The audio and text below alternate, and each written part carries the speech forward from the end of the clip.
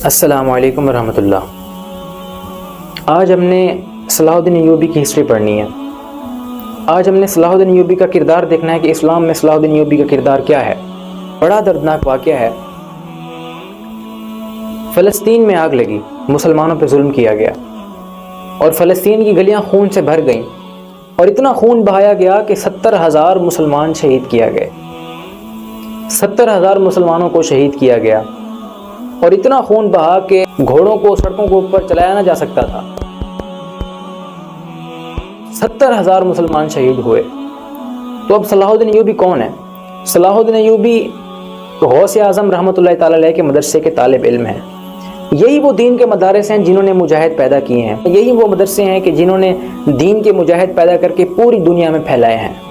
اب علم الدین شہید کون تھے؟ نعتیں پڑھنے والے تھے، ختم دلوانے والے تھے۔ احمد چیمہ شہید کون تھے؟ نعتیں پڑھنے والے تھے۔ اور یہ نعتیں وہ چیز ہوتی ہے کہ جو دلوں کے اندر اثر کو پیدا کر دیتی ہے، دلوں کے اندر اثر کو پیدا کر دیتی ہے اور یہ حضور کی محبت کو پروان چڑھاتی ہے۔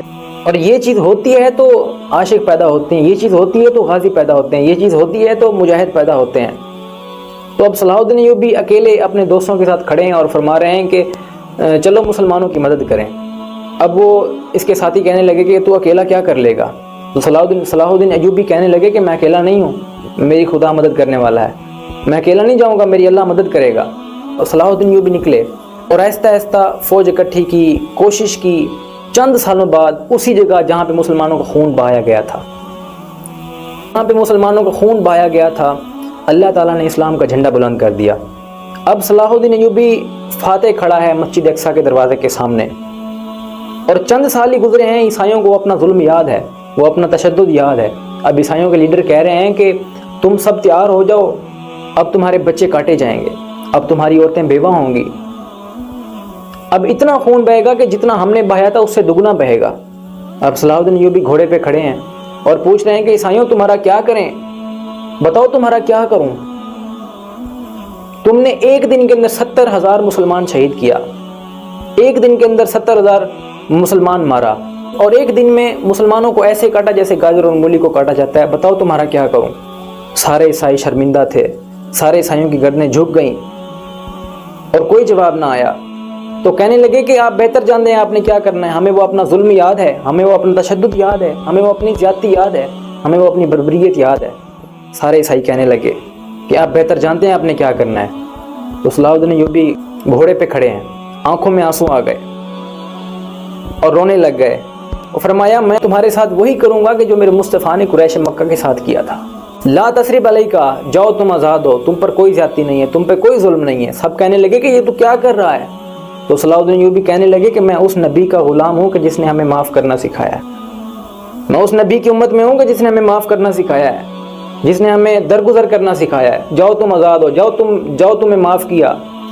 تو وہاں سے اسی وقت صدائیں اٹھنے لگی اور سب کے سب عیسائی کلمہ پڑھنے لگ گئے، لا الہ الا اللہ محمد رسول اللہ۔ تو وہاں سے آوازیں گونجنے لگ پڑیں، کلمے کی آوازیں گونجنے لگ پڑیں، جتنے کے جتنے قبیلے تھے سب کے سب نے کلمہ پڑھنا شروع کر دیا۔ اب ایک قبیلہ پورا کا پورا مسلمان نہ ہوا، اس نے کلمہ نہ پڑھا۔ صلاح الدین ایوبی اپنے خیمے میں چلے گئے، وہاں بیٹھے ہیں اور ایک بی بی آ گئی اسی قبیلے میں سے، جس قبیلے میں کوئی بھی مسلمان نہ ہوا، اس قبیلے کی ایک عورت آ گئی اور کہنے لگی کہ صلاح الدین ایوب میرے 4 بیٹے جنگ میں کھو گئے ہیں، اپنے فوجوں کو حکم دے کہ انہیں تلاش کر کے مجھے دیں۔ صلاح الدین ایوبی جھٹ پٹ سے کھڑے ہو گئے اور اپنا امامہ باندھا، اپنا نیزہ اٹھایا، اپنا جبہ سیٹ کیا اور باہر آئے۔ عورت کہنے لگی کہ تو کہاں جا رہا ہے صلاح الدین ایوب؟ صلاح الدین ایوب کہنے لگے کہ میں تیرے بچے خود تلاش کر کے دوں گا۔ صلاح الدین ایوبی نے چند فوجوں کو ساتھ لیا اور نکلے، فجر سے نکلے، عصر ہو گئی، تھک گئے، 2 نمازیں صحرا میں پڑھیں اور جنگل میں پہنچے تو دیکھا کہ کونے میں 4 بچے ڈرے سہمے بیٹھے مل گئے۔ صلاح الدین ایوبی اٹھا کے لائے، ماں سے کہنے لگے کہ تیرے بچے ہیں، اس لیے میں خود گیا تھا، کیونکہ میرے نبی پاک نے فرمایا تھا اگر ماں سے بچے جدا ہوں تو ماں کو بڑا درد ہوتا ہے۔ اور نبی پاک صلی اللہ تعالی علیہ وسلم نے فرمایا تھا کہ جب تم جنگ کے لیے جاؤ تو تم کھیت برباد نہ کرنا، فصلیں تباہ نہ کرنا اور بچوں کو ماؤں سے جدا نہ کرنا۔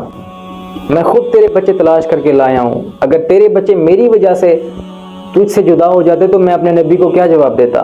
میں اپنے نبی کو میں نے کیا جواب دینا تھا؟ جب بچے ماں کے پاس جانے لگے تو ماں نے بڑے بیٹے کو تھپڑ مارا بچے نے کہا ماں کیا ہوا؟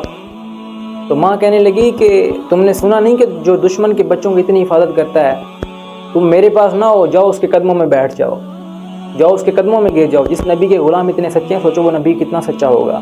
کلمہ پڑھ لو، اس کے قدموں میں بیٹھ جاؤ اور کلمہ پڑھ لو۔ جس نبی کے غلام اتنے کھرے ہیں، وہ نبی کتنا کھرا ہوگا۔ میرے دوست، یہ اسلام ہے۔ اس میں دشمن کو بھی اپنا بنا کر، اس میں ہمارے آقا نے دشمن کو بھی اپنا بنایا ہے۔ یہ اسلام ہے۔ اس میں غیروں کا درد بھی اپنے سینے میں رکھتے ہیں میرے آقا کے غلام۔ انشاءاللہ ملتے ہیں نیکسٹ ویڈیو میں، تب تک کے لیے السلام علیکم ورحمۃ اللہ۔